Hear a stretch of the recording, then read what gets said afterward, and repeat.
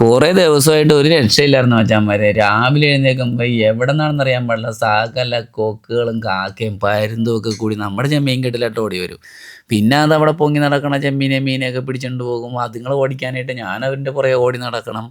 ആകപ്പാടെ പ്രശ്നമായിരുന്നു. പിന്നെ ഈ വെള്ളം മൊത്തത്തിൽ മോശമായിരുന്നല്ലോ. അപ്പോൾ വെള്ളം മാറ്റാൻ വേണ്ടിയിട്ട് പിന്നെ അത് പത്താഴത്തിൽ കൂടി വെള്ളം കയറ്റി ഇറക്കും, ബഹളവും, അങ്ങനെ ഒന്നും ചെയ്യാൻ പറ്റാത്ത പണിയിലായിരുന്നു.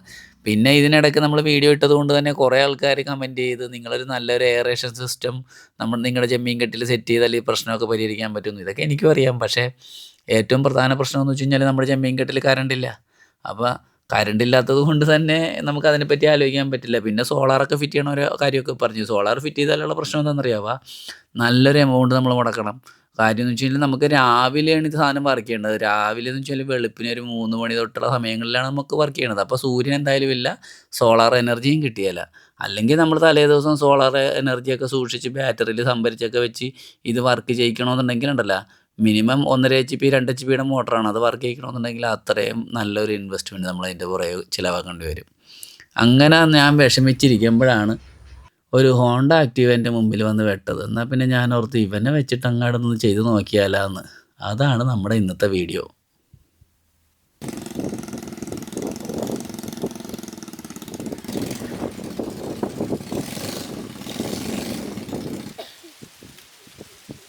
നമ്മൾ ഈ വീലിൻ്റെ റൊട്ടേഷൻ ഈ ഷാഫ്റ്റിൽ കൂടി കൊണ്ടുപോകാനാണ് ഉദ്ദേശിക്കുന്നത് കേട്ടോ. പിന്നെ ഷാഫ്റ്റ് നേരെ കൊടുത്താലേ ഈ അലൈൻമെൻറ്റിൻ്റെയൊക്കെ പ്രശ്നമുള്ളത് കൊണ്ടിട്ട് ഈ ചിലപ്പോൾ മാത്രമല്ല അലൈൻമെൻറ്റ് കറക്റ്റ് ചെയ്ത് വെച്ചാലും വെള്ളം പൊങ്ങിയും താഴ്ന്നനുസരിച്ചിട്ട് അലൈൻമെൻറ്റ് മൊത്തം തെറ്റും. അതിനുവേണ്ടി നമ്മൾ ഈ യൂണിവേഴ്സൽ ജോയിൻ്റ് എടുത്ത് കൊടുത്തേക്കണത്. യൂണിവേഴ്സൽ ജോയിൻ്റ് എന്ന് വെച്ച് കഴിഞ്ഞാൽ ഇത് നമ്മളൊരു സ്റ്റിയറിങ്ങിൻ്റെ യൂണിവേഴ്സൽ ജോയിൻ്റാണ്. ഇത് 2 സൈഡിൽ ഒരേന്ന് കൊടുത്തിട്ടുണ്ട്. അപ്പോൾ അലൈൻമെൻറ്റ് തെറ്റിയാലൊന്നും കുഴപ്പമില്ല. പക്ഷേ ഇത് എന്ത് തെറ്റിയാലും വർക്ക് ചെയ്താൽ മതിയായിരുന്നു. തെറ്റിയാലും വർക്ക് ചെയ്താൽ മതിയായിരുന്നല്ലോ സാധ്യത. പിന്നെ KNK ഓട്ടോമൊബൈൽസ് വണ്ടിയുടെ എല്ലാ പണിയും ചെയ്യും എന്നുള്ളത് കൊണ്ടിട്ട് അവസാനം സംഗതി വിളിക്കും ഞങ്ങൾ, അല്ലേ താനെ? കറണ്ടിനെയും പേടിക്കണ്ട. ഇനി നമുക്ക് ഉണ്ടല്ലോ സാധനം കെട്ടണം മതി, അല്ലെങ്കിൽ തന്നെ ഓടും വണ്ടി എഴുന്നേറ്റ് ഓടും ഇവിടെ കൈ കളഞ്ഞു. അതെന്താ പറയുക ഈ സാധനം ഒരു മിനിറ്റ്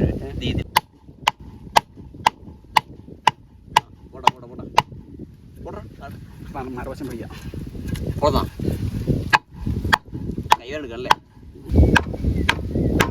ഇത് അടിച്ച് കെട്ടില്ലെങ്കിൽ വെച്ചാൽ ചിലപ്പോൾ വണ്ടി എങ്ങാനും ഓടിയാൽ പറയാൻ പറ്റില്ല. വണ്ടിയുടെ കാര്യമല്ലേ.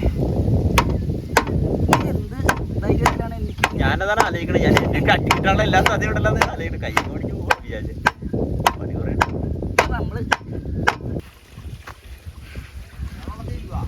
ഇത് വലിക്കൊണ്ട് പോയാൽ പറയാം.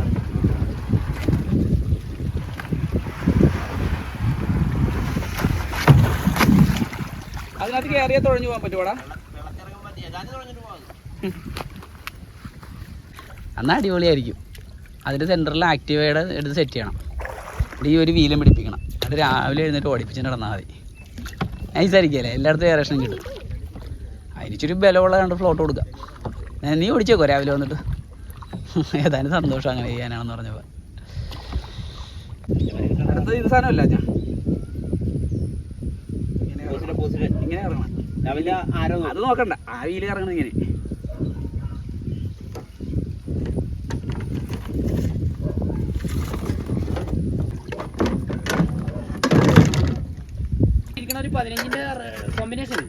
സ്പാനർ ഉണ്ടായിട്ട് കാര്യമില്ല, പണി അറിയണം. വേറെ ആൻഡ്രോയിഡ് തൂക്കണം പോലെ കാര്യമുണ്ട്.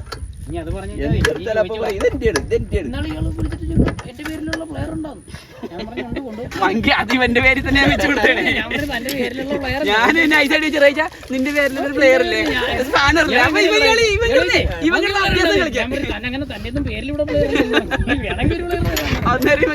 എന്റെ പേരില്ല. എടാ മങ്കിയേ,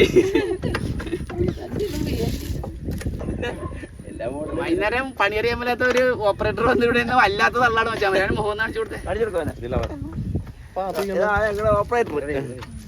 ഇവിടെ സ്പാനർ എടുക്കാൻ പാടില്ല. സ്പാനർ എടുത്തു കഴിഞ്ഞാൽ പുള്ളി എല്ലാം ഇന്നലെ നമ്മൾ പറഞ്ഞതേ ഈ കാര്യം.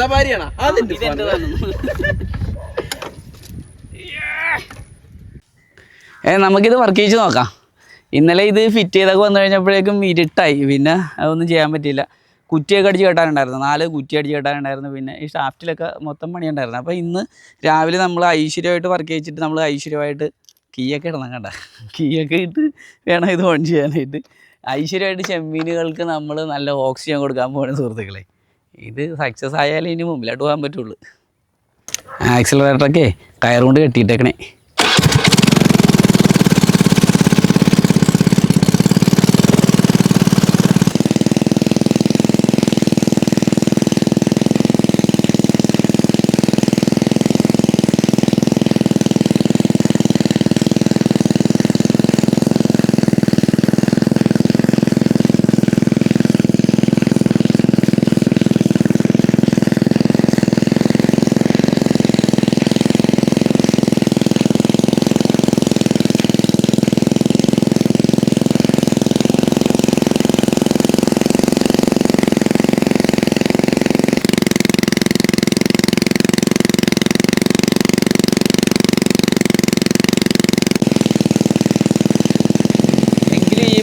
എനിക്ക് നേരത്തെ തോന്നാഞ്ഞെന്നാണ് ഞാൻ ആലോചിക്കണത്. അങ്ങനെയെന്ന് വെച്ചെങ്കിൽ നമ്മുടെ കുറേ ചെമ്മീനെ നമുക്ക് രക്ഷിച്ചെടുക്കാമായിരുന്നു.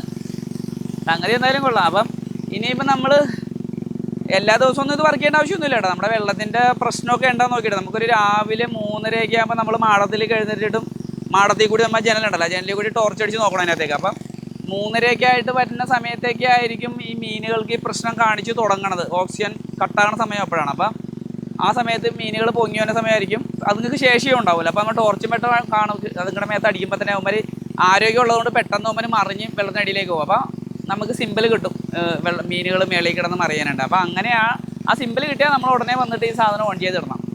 ഒരു അരമുക്കാൽ മണിക്കൂർ അടിച്ചിട്ട് ഭയങ്കര മൊത്തം വെള്ളിയാണ്. 1/4 മണിക്കൂർ അടിച്ചു കഴിഞ്ഞാൽ ഈ പ്രശ്നം സോൾവ് ആവും നമ്മൾ വിചാരിക്കണം. അത്രയും മതിയാവും, കുഴപ്പമുണ്ടാവില്ല. പിന്നെ ഈ ഒരു 2 മാസമൊക്കെ നമുക്ക് ഇത്രയും ടഫായിട്ടുള്ള സമയമുള്ളൂ. കാര്യം മൊത്തം ചെമ്മീൻ കെട്ടുകളൊക്കെ ഇനിയിപ്പോൾ വറ്റിക്കണതും അങ്ങനെയുള്ള സമയങ്ങളൊക്കെ ആയിരിക്കും. വെള്ളം മൊത്തം മോശമാകാനൊരു ചാൻസ് ഉണ്ട്.